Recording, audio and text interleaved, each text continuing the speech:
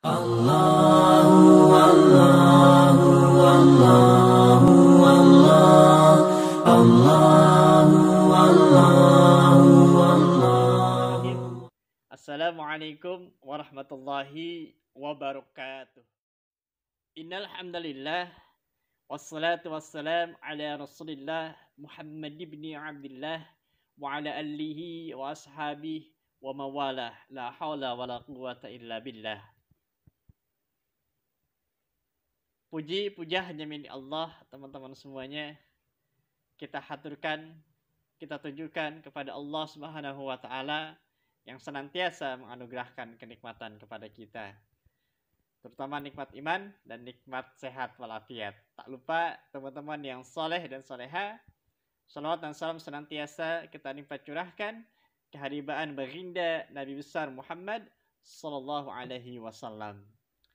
Teman-teman yang soleh, yang ganteng, yang soleha, yang cantik, alhamdulillah pagi hari ini kita akan membahas mengenai materi pembelajaran ke-7, yakni mengenal para rasul. Nah, teman-teman yang soleh dan soleha, sebelumnya yuk kita buka pembelajaran pendidikan agama Islam dengan sama-sama membaca lafaz basmalah. Bismillahirrahmanirrahim. Teman yang soleh dan soleha, di dalam Islam kita mengenal ada rukun Islam, ada rukun iman. Rukun Islam itu ada 5. Dan kemudian rukun iman itu ada 6. Nah, teman-teman yang soleh, soleha, yang tampan dan yang cantik, hari ini kita akan membahas salah satu dari rukun iman, yakni iman kepada Rasul-Rasul Allah. Iman kepada Rasul-Rasul Allah adalah rukun iman keempat. Amanna billahi wa malaikatihi wa kutubihi wa rusulihi. Jadi ingat, iman kepada Rasul adalah rukun iman keempat. Nah, teman-teman yang soleh dan soleha, Pak Indra yakin teman-teman sudah familiar, sudah sering mendengar kata Rasul dan kata Nabi. Karenanya izinkan Pak Indra menjelaskan dulu apa itu pengertian Nabi dan juga pengertian Rasul, lalu apa perbedaannya. Nah, teman-teman yang soleh dan soleha, Nabi adalah seorang laki-laki yang diberi wahyu oleh Allah untuk dirinya sendiri dan tidak wajib untuk disampaikan kepada umatnya.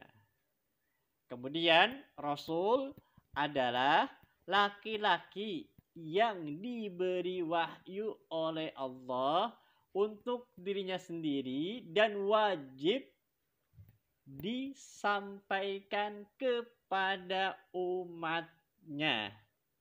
Jadi perbedaannya, kalau Nabi itu dapat wahyu dari Allah untuk dirinya sendiri, ada yang nggak wajib disampaikan kepada umatnya. Kemudian kalau Rasul itu tadi laki-laki yang mendapatkan wahyu dari Allah tidak hanya untuk dirinya, tetapi dia wajib untuk menyampaikannya kepada umatnya. Nah, teman-teman yang soleh dan soleha, itu pengertian Nabi dan Rasul dan perbedaannya. Nah, kemudian jumlah Nabi dan Rasul itu banyak, teman-teman yang soleh dan soleha. Jumlahnya bukan puluhan, bukan ratusan lagi, tapi ada yang mengatakan juga ribuan. Wajib ketahui itu hanya 25 Nabi dan Rasul. Dari Nabi Adam sampai dengan Nabi Muhammad sallallahu alaihi wasallam. Setelah Nabi Muhammad sallallahu alaihi wasallam, Nabi kita, tidak ada Nabi lagi.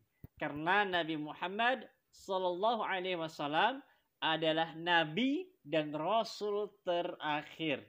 Jadi kalau misalnya ada zaman sekarang yang dia mengaku Nabi, berarti dia seorang pembohong. Kalau zaman sekarang ada yang mengaku Rasul, berarti dia seorang pembohong. Nah, teman-teman yang dimuliakan oleh Allah Subhanahu wa taala, Lalu apa Pak tugas dari para nabi dan rasul? Nah ini teman-teman silahkan dibuka buku paket pendidikan agama Islamnya di halaman 73.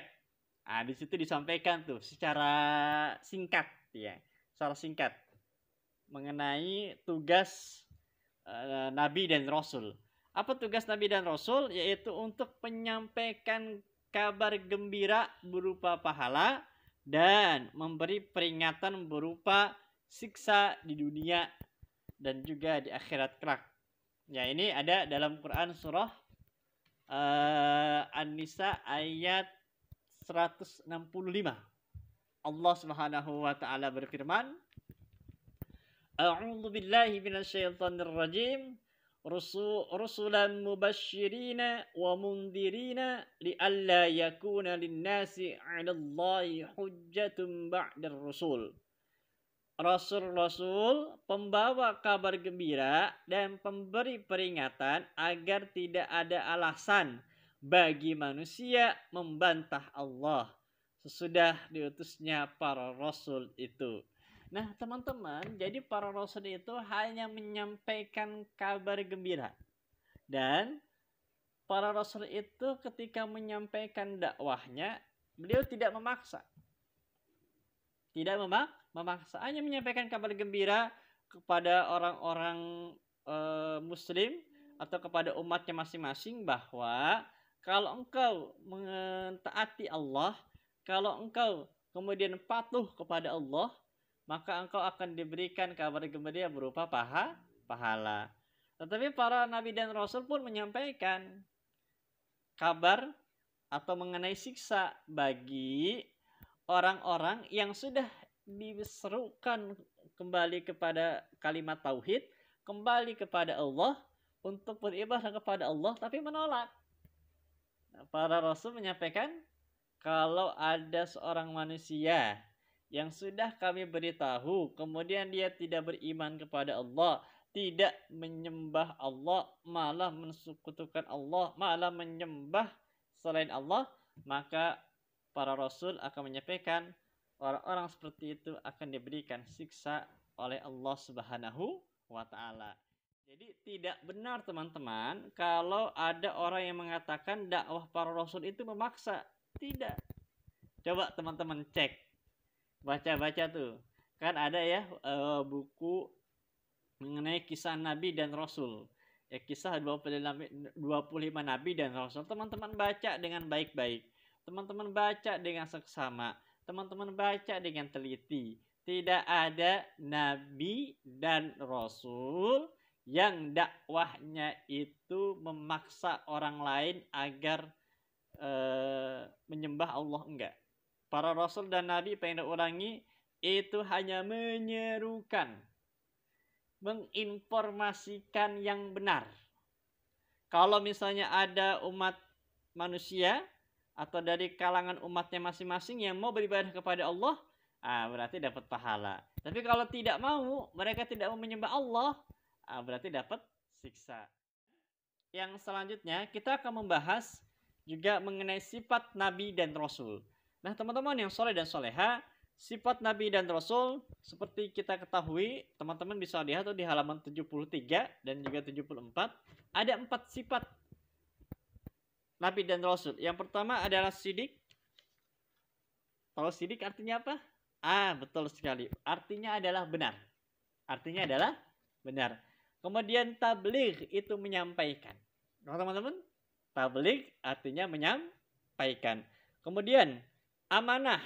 Amanah artinya dapat dipercaya.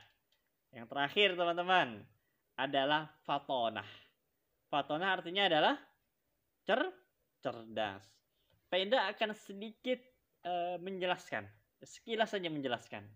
Ya, yang pertama adalah teman-teman sidik, artinya benar. Bahwa para rasul itu menyampaikan sesuatu yang benar, itu pasti. Tidak ada para rasul yang menyampaikan ajarannya itu sesuai dengan nafsunya. Nggak ada, karena setiap nabi dan rasul ketika menyampaikan kebenaran itu datangnya dari Allah. Ingat, Para rasul menyampaikan kebenaran bukan berupa kebohongan, itu datangnya dari Allah. Jadi kalau datangnya dari Allah, perintah tersebut, tidak mungkin para rasul kemudian menyampaikan hal yang salah. Pasti menyampaikan kebenaran. Kebenarannya apa? Kebenarannya adalah tauhid, mengesahkan Allah Subhanahu wa taala. Dari zaman Nabi Adam sampai terakhir Nabi Muhammad SAW, itu ajarannya satu. Intinya satu, teman-teman. Apa? Agar manusia mengesahkan Allah dalam ibadahnya, dalam hidupnya. Nah, kemudian teman-teman yang soleh dan soleha, sifat yang selanjutnya adalah tabligh, menyampaikan. Karena para rasul dan nabi memiliki sifat tabligh, yaitu menyampaikan, sehingga tidak ada, pengen ulangi, tidak ada para rasul dan para nabi yang menyampaikan dakwahnya itu dengan mengancam, itu dengan memukul, itu dengan memaksakan agar orang mengikuti dakwahnya. Nggak ada. Kenapa? Karena karakter sifat para nabi adalah tabligh, dia menyampaikan. Maka yang ketiga, teman-teman, sifat nabi dan rasul yang ketiga adalah amanah, dapat dipercaya. Setiap ucapan yang disampaikan oleh para nabi dan rasul itu dapat dipercaya. Karena apa yang disampaikan oleh para nabi dan rasul beserta mukjizatnya itu bukan ngibul, itu bukan bohong, bukan. Tetapi itu merupakan sebuah hal yang dapat kita percaya. Bahwa ketika para rasul menyampaikan ada surga dan neraka, itu kita harus percaya. Tidak mungkin para nabi dan rasul mengarang-arang adanya neraka dan surga. Tidak mungkin. Nah, karenanya teman-teman yang soleh dan soleha, dan tidak mungkin juga para nabi dan rasul itu berbuat bohong. Pernah nggak para nabi dan rasul ketika teman-teman baca itu membohongi umatnya? Nggak pernah. Termasuk nabi kita yang mulia, yaitu Sayyidina wa Maulana Muhammad SAW, dalam hidupnya tidak pernah berbohong. Nah, jadi kalau hari ini kita masih banyak berbohong, kita harus mencoba untuk mempelajari kembali nih teman-teman, inti daripada beriman kepada Nabi dan Rasul. Yang terakhir, fatonah, cerdas. Bukan pinter, tapi cerdas. Cerdas itu apa teman-teman? Cerdas itu di atas orang pinter. Cerdas itu dia bisa memecahkan permasalahan yang sangat-sangat amat rumit. Itu cerdas tuh. Kemudian orang cerdas itu dia emosinya terkontrol. Emosinya tenang, gak gampang marah. Nah teman-teman, ketika para rasul memiliki sifat fatonah atau cerdas, maka tidak mungkin para rasul itu bodoh.